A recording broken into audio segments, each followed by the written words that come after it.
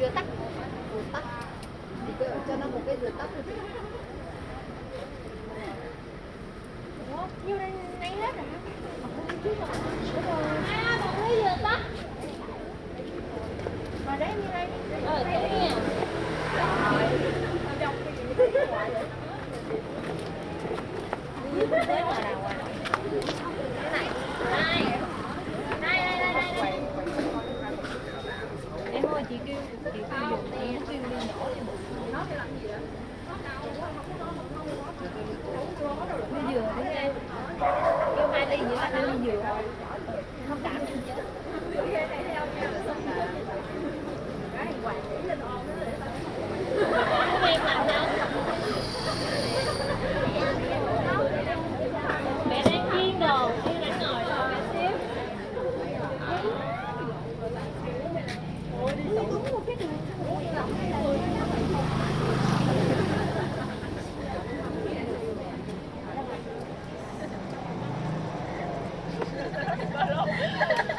Thấy rồi. Hay quá. Chua hả?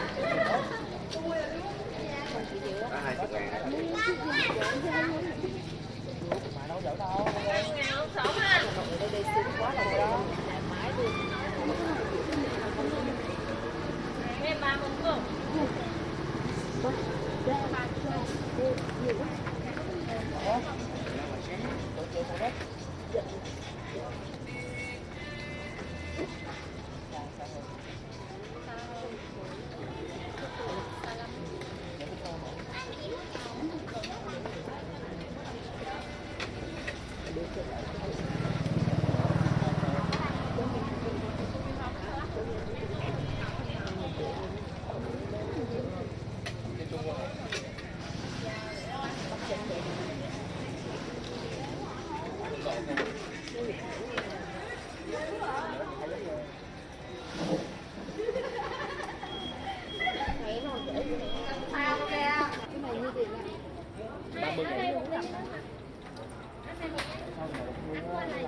Đúng rồi.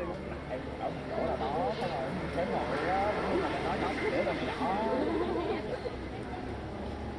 Và thật ra cái đó là cái khúc mà có chuyện để nói.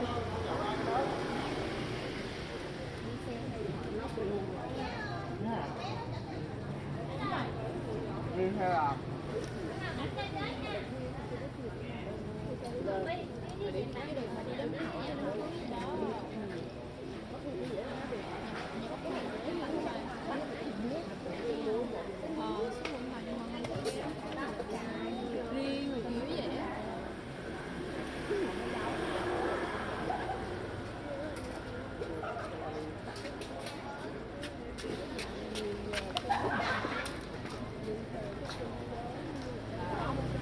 Nghe một lúc không mệt á. Không mệt hả? Không hề. Ủa vậy hả? không có mệt. Còn nếu mà nó không phải tập tối thì không có thể đúng mình chỉ là cái món Nghe đây dễ có. mà nhớ đi chờ á. À nghe tao không nhớ mặc dù biết cái cuốn như Biết cuốn nhưng mà nghe thôi chứ đâu phải câu chuyện của mình. Đúng rồi. Tự nhiên đầu người ta kể sao được không nhớ. Tức là nó không cùng một số, ví dụ như là nói chuyện nói xấu mấy đứa này trong trường này kia thì biết mình biết, ví dụ mình biết nhỏ này thằng kia thì tâm mình nhớ được, chứ mấy cái này á người chuyện người lớn không mà mình nghe thái độ này nọ. Thái độ này nọ sao không làm A mình đi làm B xong cái nó xảy ra mối vấn đề cái gì đó đúng không? Qua lại Là đã biết rồi.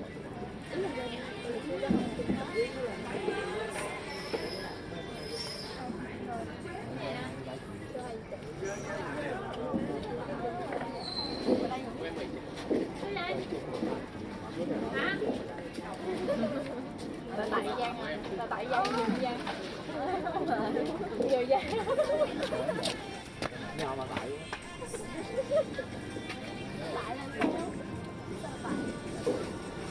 tại sao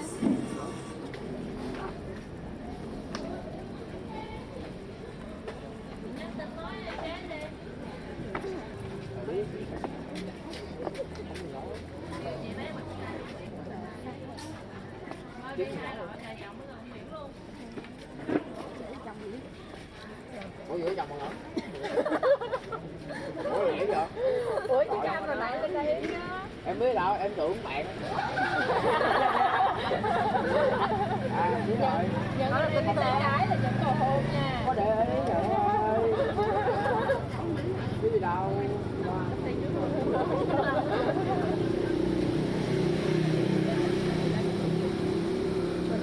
Biết dần là vừa rồi. Nói đâu cũng mini rồi. Biết đâu. Ủa con mẹ biết chưa vậy? Sao dám cho biết.